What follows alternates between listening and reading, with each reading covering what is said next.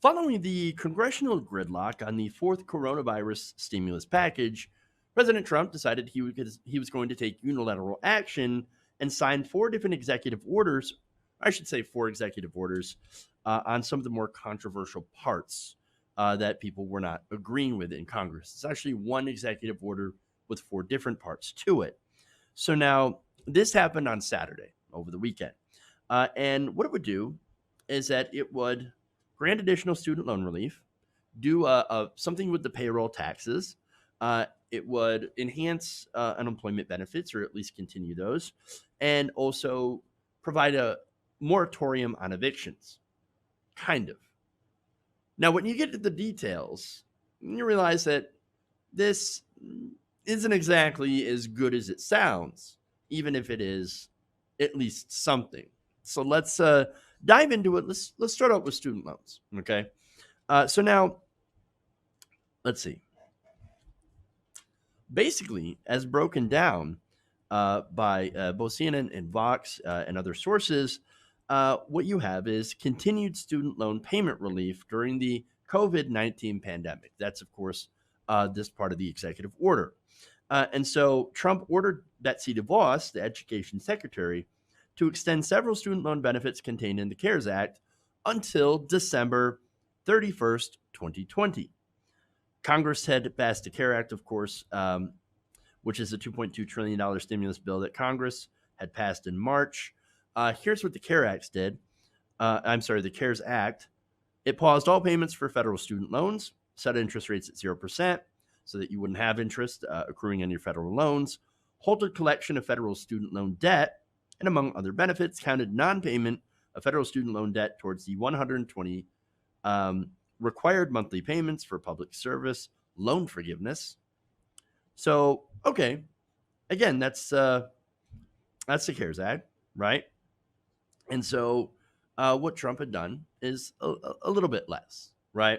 So now Trump's memorandum references to continue the temporary cessation of payments and the waiver of all interest on student loans held by the Department of Education. Okay.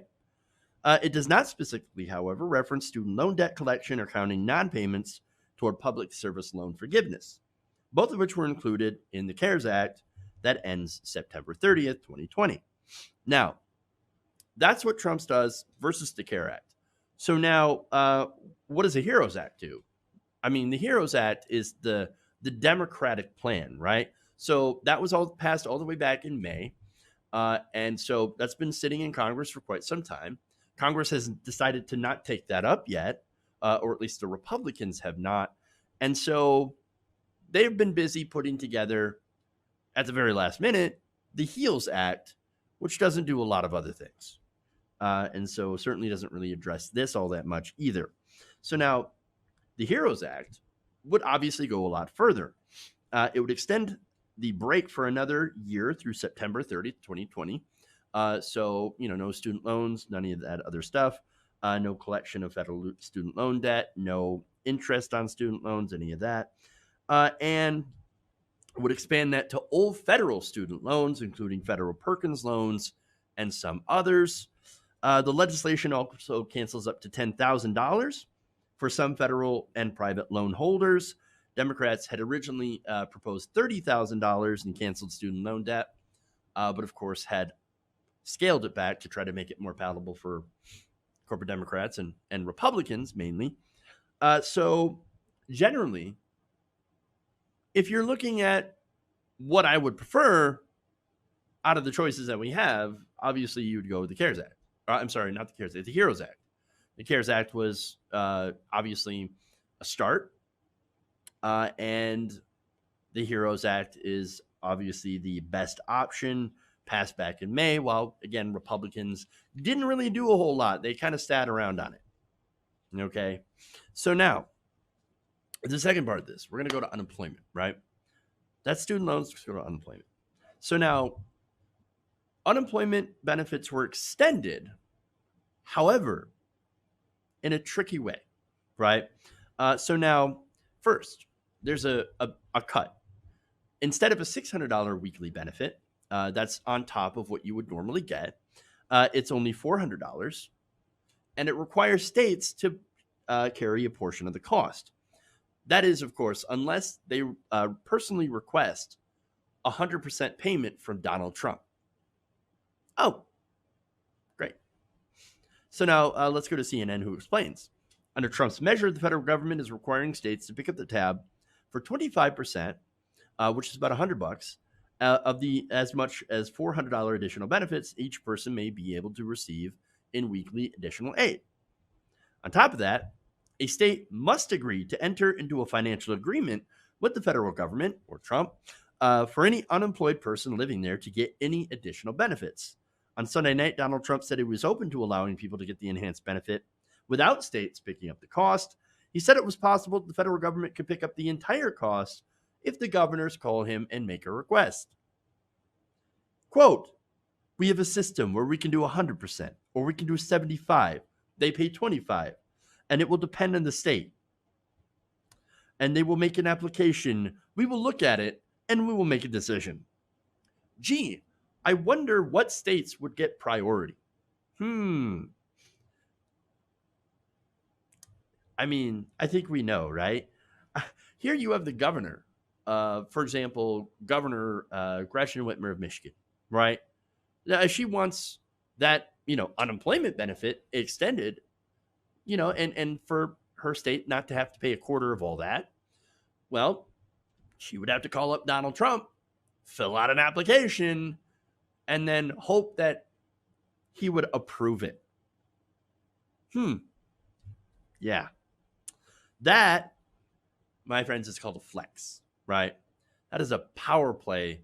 That is a dick move. Exactly. Florida approved. New York denied. Michigan also denied. California denied. Alabama approved. That's what I can see happening. Okay, so now there's more than just that, of course. More problems with this. So now, right now, we have a situation where states, if they're forced to pay the 25%, right, that's $100 for each person that's unemployed, well, they're not going to be able to afford that benefit because there are a lot of states right now that have been crushed by coronavirus. Their budgets have been busted, okay? Many states have actually already asked Congress for an additional $500 billion in additional funding to shore up their budgets. And look, that was another part of why the negotiations broke down. Democrats in the HEROES Act asked for additional funding to give to the states, whereas Republicans say, well, we really don't want to give money to the states because they're being poorly run. I wonder which ones are poorly run. Oh, right, the ones run by Democrats. That's, of course, their answer to that, right? And so now what happens if Trump rejects the request or the state refuses to beg him for that money? Well, then there's very real possibility that unemployed people in that state will get no extra benefits. None whatsoever. Disaster. So now, one more thing here, right? So now, since this has not been approved by Congress, right, the White House has to set up its own system to administer those benefits. And of course, as we saw with the original coronavirus relief checks, where it took a very long time to get to people, there were a lot of delays. And that was actually a fairly simple thing, where all they had to do was just get your address, this information they should already have in your bank account, and send you the check. Well, now this is a lot more complicated, setting up their own system. I mean, it's going to be a disaster. It could take months even for these benefits, these systems to be set up in these states. Not good. Not good. All right, now let's go to evictions, right? I said eviction moratorium. Sort of, but not really. Devil is in the details. Now, the new measure signed by Donald Trump states that the Secretary of Health and Human Services and the director of the CDC are able to consider whether any measures temporarily halting residential evictions of any tenants for failure to pay are reasonably necessary to prevent the further spread of COVID-19. So basically, the Secretary of Health and Human Services and the CDC director, they have authority, right? They've got the authority in this situation to look and see, well, this is where we would allow them to be able to stay, but we get to, since HHS is a political appointment, right? The director of the HHS, that's going to make it so that, well, I'm pretty sure people in red states will again be favored over blue states. Not good. Very bad. All right. Now, this order also, since they are not able to appropriate money because it's the executive branch and not the legislative branch, there is no money for homeowners or renters. The action calls for HUD Development and Treasury Secretary to identify any and all federal funds to provide temporary financial assistance to renters and homeowners who are struggling to pay their mortgages and rents because of coronavirus. So you're going to have Ben Carson and Steve Mnuchin that will be deciding this money, right? They will use any and all federal funds to provide temporary financial assistance to renters and homeowners who are struggling. And that, of course, is very subjective. Yeah. Now, here's the thing. The CARES Act didn't do a whole lot for renters either, right? And so that was one major failing. We point that out in the show all the time. We needed actually not only a freeze, a cancellation of rent for the duration, but also a freeze on mortgages to make it so that these the people who are landlords are able to also, not have to pay those mortgages to the banks, so they can continue to have money as well. And so CARES Act really didn't do a whole lot about this. Okay. Now, the HEROES Act, however, would have done something different. Now, it provides approximately $100 billion in rental assistance. Here's how it would work. An existing nationwide grant rental assistance program would verify a tenant's inability to pay and give you a voucher in order to cover the costs of rent and utilities. It would also extend the ban on evictions for non-payment for a year following the enactment date. It also provides $75 billion for a homeowner assistance fund intended to prevent mortgage defaults and property foreclosures. That's good. It would amend the previous stimulus package so that borrowers of any covered mortgage loan, any secured loan, any secured by a mortgage or deed trust on a 1 to 4 unit dwelling would be eligible for forbearance for up to a year if they affirm that the coronavirus had affected them financially. So again, like the rest of these, there's only so much an executive order can accomplish. It would be much better if we were to get a bill through Congress. All right. Now, the last thing is one of President Trump's priorities and Republicans, and that's messing with the payroll tax, right? So now, I've been hearing it called a payroll tax cut. It's not really a cut, okay? It's a deferral, which means basically your payroll taxes are not reduced. They're just giving you a grace period, and then later on, all those taxes will come due. So now there's a plan for that, of course, but I'll get to that in a minute.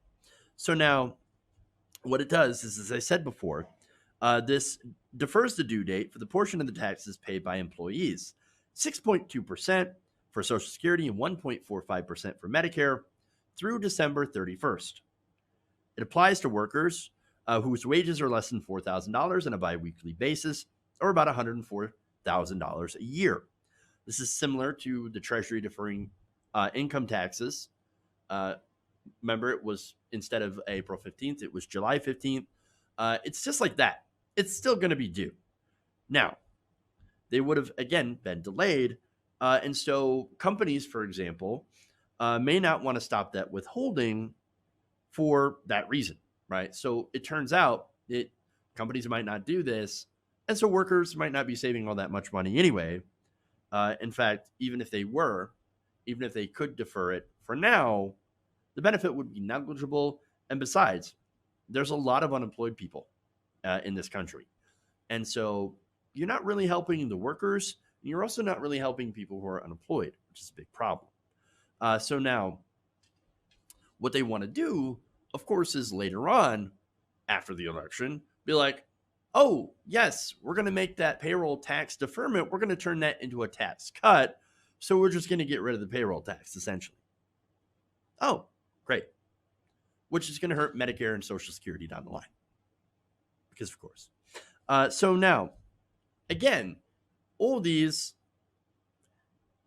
are not really going to do a whole lot. Okay, so understand that. I mean, he really can't do a whole lot because, again, he doesn't hold the purse. The executive branch doesn't. It's the legislative branch that does. That's Congress. And so he needs their approval to authorize any money. But here's the bottom line. Trump's doing this out of politics. He's capitalizing on the gridlock. And he's going to make his case for re-election. This is going to make him look strong to people who already support him. And it might appeal to those who are still not paying attention and don't really get into the details. They hear payroll tax cut or just a tax cut, and they think, oh, great, I'm going to save money. You know, they hear moratorium on evictions. They're like, oh, great, I'm protected. You know, they hear student loans. Oh, great. This is a great plan. What are the Democrats doing? Well, the Democrats actually have a better plan, and they've had their plan sitting there since May that the Republicans have decided not to take up because, you know, they wanted to wait and see, right? In reality, of course, they didn't care. And then they let this get to crisis levels so they could probably push the Democrats into a worse deal. In which, look, Democrats already give up a lot. There was a lot in the HEROES Act that was not in there that should be in there. But again, they kind of unilaterally surrender on some of these points in order to make it more palatable to Republicans. And Republicans still do not argue in good faith. They do not negotiate in good faith. And so it's kind of where we're at here, right?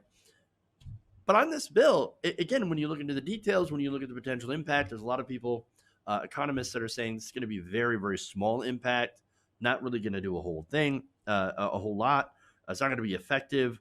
What we need, of course, is an agreement in Congress. And between the bills on the floor, the Democrats' plan is far more comprehensive and just better. And we should really be pushing in order to do that.